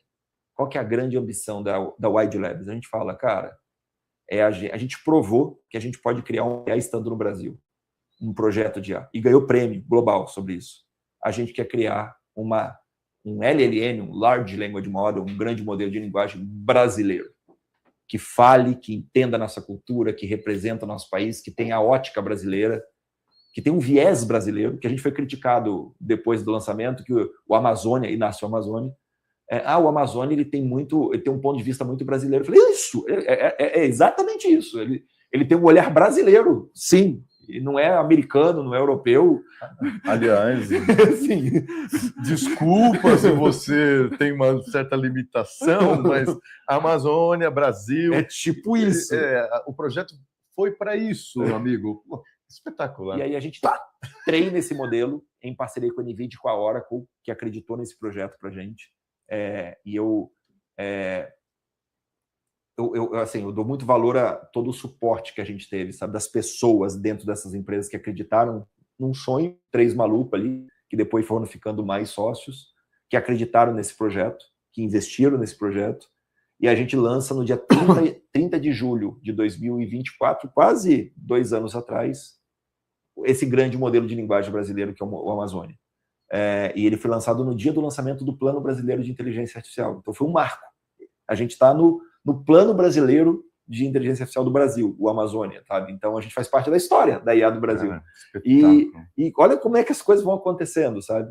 E aí a gente chama atenção bastante disso, mas ao mesmo tempo a gente entende que, pô, Leone, por mais que você sonhe, você não vai conseguir competir com uma OpenAI, com uma Meta, igual, estando no Brasil, com capacidade financeira que tem no Brasil, com a visibilidade que você tem no Brasil, e a gente entende que o Amazônia, ele era um meio para a gente atingir o nosso objetivo como empresa. Que aí acho que a gente vai mergulhar um pouquinho, onde a gente entendeu a importância que a IA teria e a quantidade de sistemas críticos que a IA passaria a ter. Sim. E a importância de empresas e governos terem modelos para elas, os modelos, então hoje o Amazônia é uma família de modelos. E, by the way, a gente, depois do Amazônia, no ano passado, a gente lançou o Patagônia, no Chile, o modelo soberano chileno, e a gente entendeu que a gente tinha algo único no mundo todo. Primeiro, eu não era americano, eu não era chinês, eu não era europeu. Então, a discussão de soberania, a discussão de influência política global, eu não estou nessa discussão. Eu sou neutro nessa discussão. Uhum. Então, passou a ser um ativo eu ser brasileiro na área de tecnologia. O segundo, eu falava de soberania, segurança, privacidade das informações, cibersegurança antes das outras pessoas. E a gente passou a oferecer para governos e empresas enterprise uma fábrica de inteligência artificial onde eu entrego para essas pessoas os modelos de IA, os sistemas que eu desenvolvo e todo o controle da IA. E aí é onde a empresa decola, sabe? Não, isso vou aterrizar. Vou mergulhar um pouquinho mais, porque essa coisa da soberania eu achei espetacular. Mas voltando ao Alzheimer, né? Você até falando isso me lembrou que meu avô já morreu há uns, sei lá, 15, 20 anos, e eu, como era de propaganda, não sei o que, eu tinha sempre minha câmera, tá, não sei o que lá, e eu gravei, né, no final da vida do meu avô, histórias, né, que ele contava, não para ele lembrar, porque ele era bom de memória. Meu avô não sabia ler, ele era evangélico, a Bíblia inteira decorada. Então você fala assim, versículo tal, ele abria a coisa, às vezes nem era a página certa, mas ele falava, então a cabeça dele era muito boa. Só que eu queria preservar essas coisas. E eu, agora falando, eu não sei onde está essa fita, entendeu? Agora eu preciso mergulhar para achar. O que teve de resultado esse projeto? Porque isso é fantástico, porque as pessoas quase que tem o dia da marmota, né? Todo dia e não lembra e tal, não sei o quê. Como é que... Então, esse é um tratamento que ele não vai recuperar memórias. Tá? Então, a memória que perdeu, a memória perdeu. Tá. A porta está fechada. Agora, existe um tratamento já chamado terapia de reminiscência. Reminiscência é uma palavra difícil, mas no final das contas chama relembrança. E só que isso é feito de uma maneira offline. Você recria a casa, você recria um quarto para a pessoa relembrar aquilo e ela vivenciar todo dia, e ela acaba relembrando todo dia, e a porta que é fechada, a memória não fecha mais. Só que a gente trouxe para o digital isso, trouxe com a IA isso, para poder construir um livro. A gente fez um paciente... Na época não tinha o Amazônia, então eu não fiz no Brasil, eu fiz nos Estados Unidos. A gente fez com uma paciente chamada Mary Beth, uma pianista. E ele é feito para quem está na primeira fase do Alzheimer, quem está começando. Quem infelizmente já passou, não tem o que fazer, porque a pessoa não tem mais que história para contar. Tá. E a gente eu não tive o prazer e a felicidade de estar presente. Foi o Marcelo.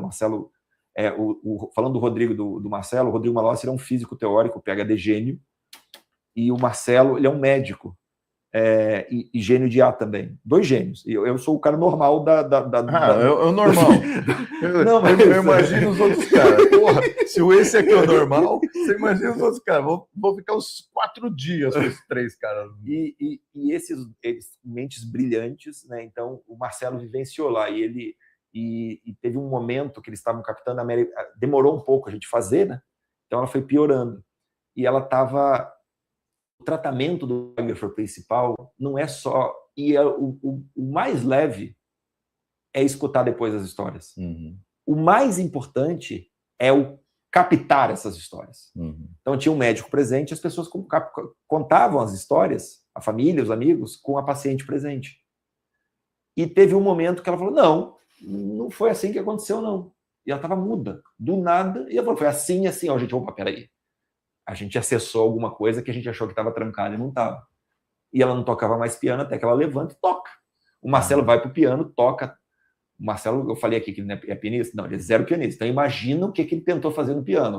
Você quase matou a mulher só de escutar. Ela falou, tá errado e volta. Então a gente viu a gente tem o depoimento do marido, ele falou assim, cara, vocês voltaram a Mary Beth.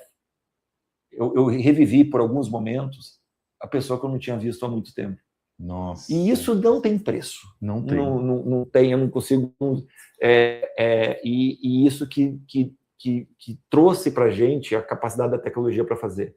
Mas para virar algo para um sistema público, um sistema de saúde, aí sai da mão dos técnicos nossos, entra na mão dos cientistas, dos pesquisadores, sim. Que é onde ela está. Sabe? Então, que eu acho que é onde o papel que o biógrafo está fazendo em relação a isso. E assim, de lá para cá, a gente tem uma área de inovação muito forte que o Marcelo lidera, que a gente desenvolveu outros projetos, que a gente fala que assim, a gente não sabe se vai dar certo, a gente quer testar a tecnologia, se der impacto, vai que as coisas aconteçam ali na frente.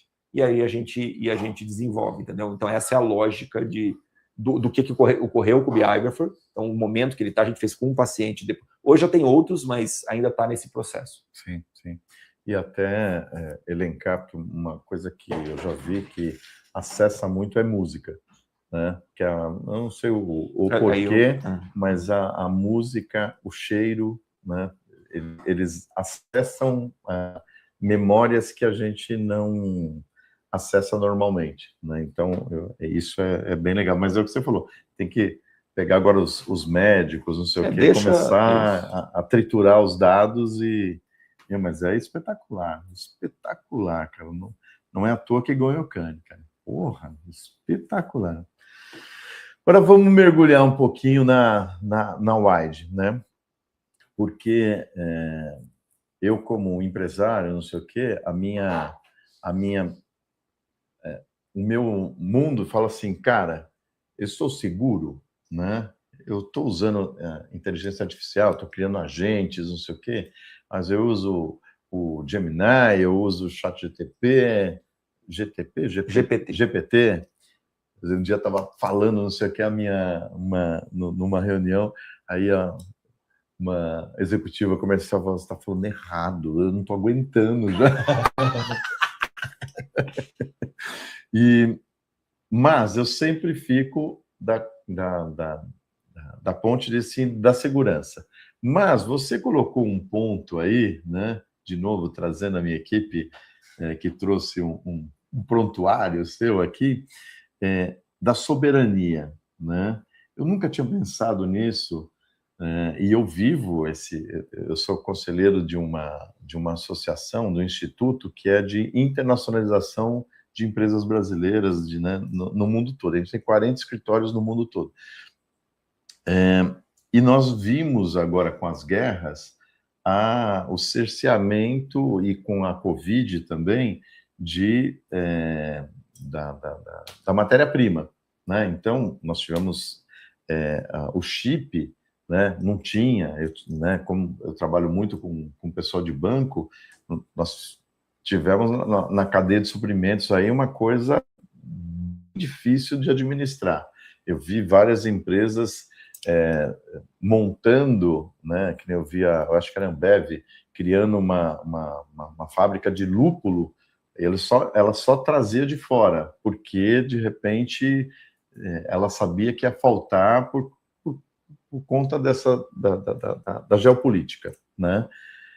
Mas eu não tinha pensado na inteligência artificial, né?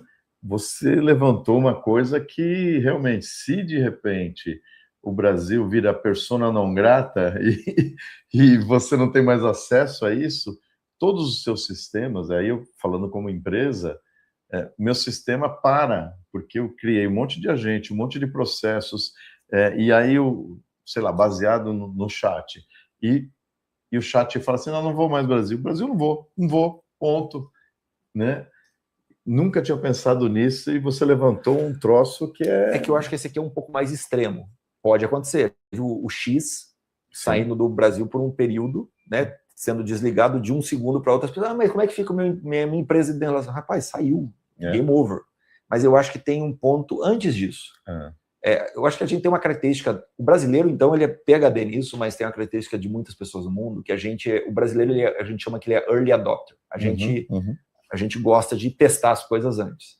Só que muitas vezes a gente testa antes de aprender e entender as consequências do problema. E onde é que eu acho que a soberania ela entra o agora? Eu vi gente da área de justiça subir processos em segredo de justiça no ChatGPT. Com o entendimento que ele estava colocando isso naquele computador dele. Ele pegou o arquivo do computador, colocou no ChatGPT, só que aquele dado não é processado ali. Ele está sendo usado, ele está indo para algum lugar, pode ser treinado, essa informação está circulando. Se ele não pode enviar aquilo ali nem no WhatsApp e nem por e-mail, porque é extremamente sigiloso, ele está fazendo pior, ele está mandando para o mundo inteiro dentro daquilo ali.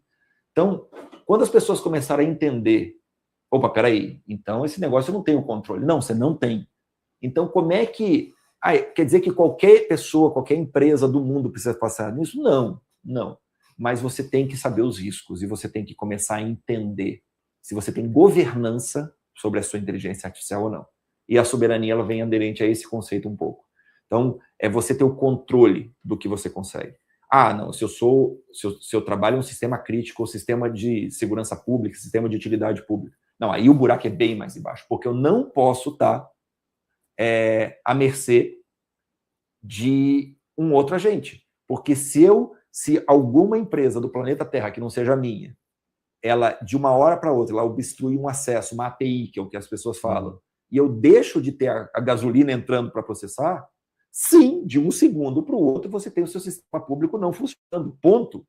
Ponto. Ah, mas aí eu vou entrar com o processo. Rapaz, aí é outra coisa, aí é controle de dano. O problema já aconteceu. E isso está acontecendo. De fato, as preocupações já... E não é que a gente está vivendo um momento mais tranquilo do contexto político global, vamos combinar. Sim, sim. Sabe o tal do copo meio cheio, meio vazio? A gente fala que, assim, quanto pior o contexto fica do mundo, mais ligam para mim. Porque, assim, cara, eu estou desesperado, eu preciso resolver meu problema. E o que a Wide entrega hoje, além do conceito, cara, a gente consegue ajudar você a desenvolver soluções mais críticas. Eu tenho modelos próprios, que eu criei, não depende de open source, depende de ninguém. Eu vou trazer e vou transferir a minha tecnologia para você. Além disso, eu consigo, junto com parceiros, a NVIDIA, Dell, Oracle, AWS, te oferecer a infraestrutura. Então, quando você começa para uma empresa grande que está preocupada pra caramba com isso, ou com um governo que está desesperado, já não é mais preocupado, fala, cara, eu preciso resolver isso agora, porque eu não posso estar à mercê de ninguém no planeta para tomar uma decisão dessa por mim, porque senão eu não tenho independência tecnológica. Esse que é o problema. Ah, mas o Brasil não produz chip. Cara, não tem problema. Uma vez que o chip está aqui, ele está comigo, não tem problema. Só que se você consome uma API, isso não está contigo. Não está mesmo. Você não tem controle nenhum. Ah, mas ele não vai desligar nunca. Ah, não, mas e se ele aumenta 50% do preço? Do nada. A gente nunca pensou que poderia ter taxações. Cara, está acontecendo agora. E o que impacta o seu negócio se aumentar 50% o custo da sua IA hoje? E daqui a 2 anos que você vai ter mais IA vivendo dentro de tudo você. Então, é isso onde a Wide trabalha hoje. É onde a gente é o mais forte, é o nosso principal core business. E é onde, a meu ver, toda empresa tinha que começar a pensar. Porque se você não sabe para onde seus dados estão indo, se você não sabe hoje, quem controla a sua IA? Qual é a API que você está usando? Você está dependendo de quem? Se você não sabe minimamente responder isso, você está com um problema sério. Responder, você tem que saber qual é o controle de dano nisso, quais são os cenários que eu tenho disponível para mim, tá? Então essa é a lógica que a gente está vendo o mundo inteiro em relação a isso andando bem rápido. Não, é espetacular. E realmente é um ponto que eu não havia pensado. Eu sempre estava pensando em como desenvolver, como ser rápido, né? Como resolver os problemas, mas nunca pensei em uma hora, esses dados realmente terem circulação global. E quando você fala de governo, né, cara, são milhões de pessoas que necessitam daquelas oportunidades, né? E aí eu vi também aí numa outra entrevista que você estava falando do ganho que vai ter a inteligência artificial, né, dentro da nossa vida, né? Principalmente se a gente pensar, eu consegui, depois de 7 anos brigando com o INSS, que eu já tinha, sei lá, 40 e tantos anos de contribuição a uma aposentadoria, né? Mas porque os sistemas não se conversam, aí depende da assinatura de uma coisa que o cara já não existe mais, porque aquele departamento foi desfeito. Cara, tantos cotovelos que existem no governo, e eu não estou nem falando que isso foi acontecendo porque era o que tinha para o momento, né? Era o que tinha de recursos humanos, de recursos financeiros, até recursos políticos, né? Porque às vezes um governo começa um projeto, aí entra o outro para aquele projeto e tal, né? A continuidade também é difícil no mercado público. Mas eu vi o quanto que... E vocês estão trabalhando bastante com o governo. Vocês falam... quando eu vi B2C, B2G, né, falei, cara, realmente e é um público muito carente, né? Muito carente e muita demanda. Eu acho que é mais do que carente. Eu acho que, se a gente for analisar praticamente, assim, para fins práticos, eu fiz uma palestra num evento global da NVIDIA ano passado, que eu falei, olha, o que eu vou falar agora não é para você, Finlândia, Suécia, Noruega, vocês que meio que zeraram o sistema público de vocês, tudo roda direitinho, mas o restante todo não. Qualquer sistema público no mundo, a maioria, eles são ineficientes. A gente não tem dinheiro suficiente para contratar mais pessoas, a gente enxuga gelo porque eu estou fazendo meu trabalho, mas as coisas continuam acumulando, continuam chegando, e eu, por conta disso, eu não consigo entregar um serviço público de qualidade. Agora, imagina se eu tenho um instrumento que eu posso gerar mais eficiência em todo esse processo, analisar em escala, de forma assertiva, correta, e deixar com que os funcionários que estão hoje não fiquem com aquela massa que é preto no branco, sabe? Cara, cara crachá, é isso aqui, tá certo. Eu trabalhar não com o que é de escala, mas o que é exceção. Eu deixar as mentes trabalhando com o que é exceção e dar ferramentas para ela. Isso vai economizar dinheiro, porque eu não vou precisar contratar muito mais gente. Eu vou conseguir tirar fila de serviços que estão acumulados e eu vou gerar um impacto. Se eu tiro fila, se eu não preciso contratar mais gente, eu gero mais eficiência, eu tenho um impacto na ponta da linha que o cidadão começa a ter a percepção que o serviço está sendo entregue. Ou seja, eu estou pela primeira vez na história da humanidade, eu tenho a oportunidade como instituição pública de eu fazer um investimento que ele vai gerar economia de custo, ele vai gerar mais impacto social e mais impacto do sistema. Eu gero economia, eu gero mais impacto e eu gero resultado na ponta da linha. A gente nunca teve isso, porque a gente, para ter mais impacto na ponta da linha, a gente tem que aumentar custo. Sim. E a gente está tendo isso.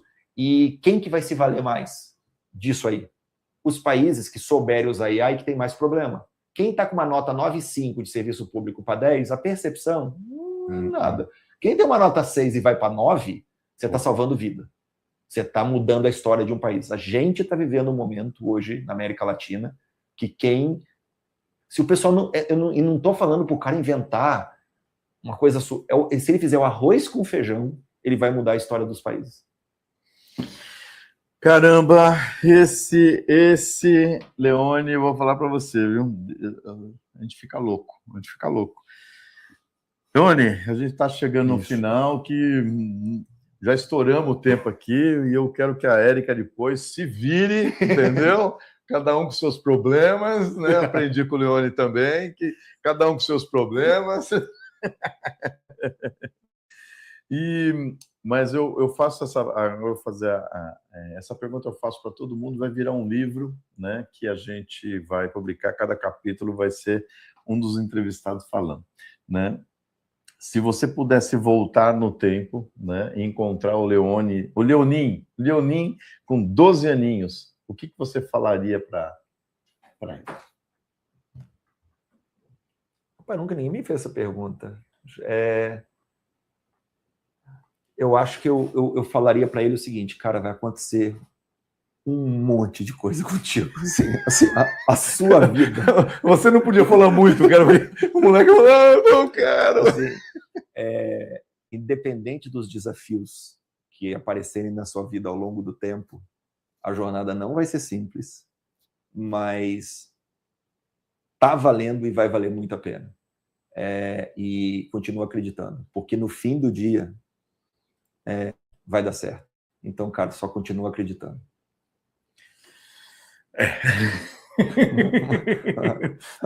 Já pensou? O cara, eu trouxe aqui o Kaique, né, que é um super diretor de cinema e tal. Eu falei, o que você falaria? Eu falei, aplica em Bitcoin. Eu falei, pô, meu, você com a história da periferia, tal, não sei o quê, agora ganhou Grammy, não, aplica Bitcoin, cara, Bitcoin. Depois você tá bilionário, você faz o que você quiser. Ele tá certo. Ai. Bom, e para a gente encerrar aqui, a gente sempre faz uma homenagem ao nosso entrevistado, com inteligência artificial, né? E é um poeta que chama Saint-Claude. É o Sandrão mais o Claude para a gente fazer uma poesia para você, tá? E essa poesia chama-se Sobrevivência. Há quem sobreviva ao tempo.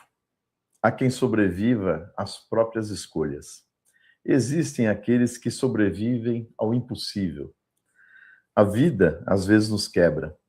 Mas há pessoas que transformam cada cicatriz em um mapa, cada perda em um novo começo, cada medo em combustível.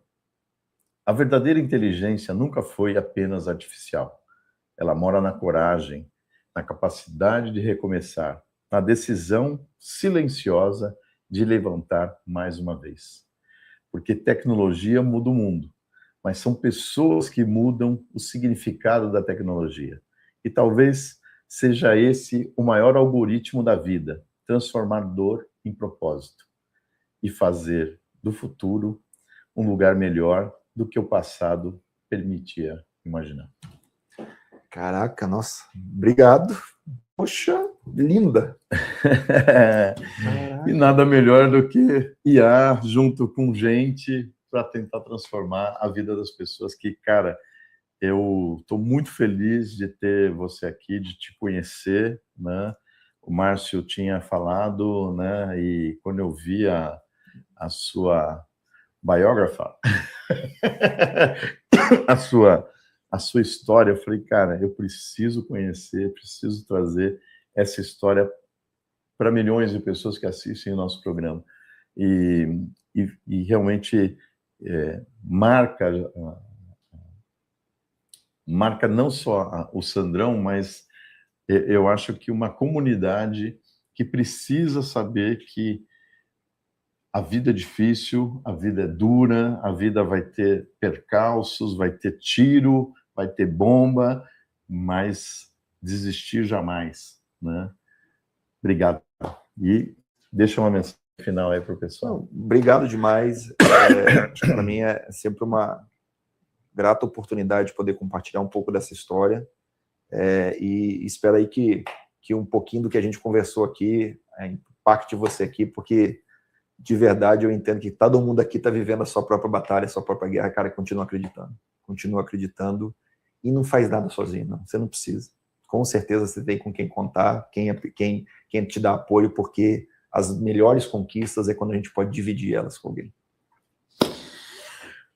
Nelson Leone, muito obrigado. Business Rock chega ao final aqui depois desse... Não é uma entrevista, é uma história de vida, é mais do que isso, é um aprendizado, é uma aula de liderança, uma aula de vida e uma aula de que a gente não pode desistir. O cara tomou um tiro, explodiu, sabe? Braço que tinha que ser amputado não foi e, de novo, está chegando e está transformando a vida de milhões de pessoas. Isso, para mim, é maravilhoso. Parabéns, Nelson. Obrigado para todos vocês que ficaram até agora com a gente. Semana que vem a gente traz um outro convidado. A régua está ficando muito alta. Depois que eu trouxe um cara que morreu e viveu. Cara, quem mais? Jesus Cristo! Jesus, pô, vai dar uma entrevista para a gente aqui, meu. Então, um beijo no coração de vocês. Até a semana que vem. E agora vamos fechar o programa com o meu querido Raul dos Santos Seixas, uma música que é para provocar. Ele falou, eu quero, e o Raul falou assim, eu não quero, né? Mamãe, eu não queria. A mamãe queria, a família queria que ele fosse militar. Ele falou, não, mãe, eu não quero, eu não tenho essa habilidade. Mamãe, eu não queria, aqui no Business Rock. E a gente volta semana que vem. Um beijo no coração, até semana que vem. Business Rock, yeah! Você conferiu Business Rock. Business Rock.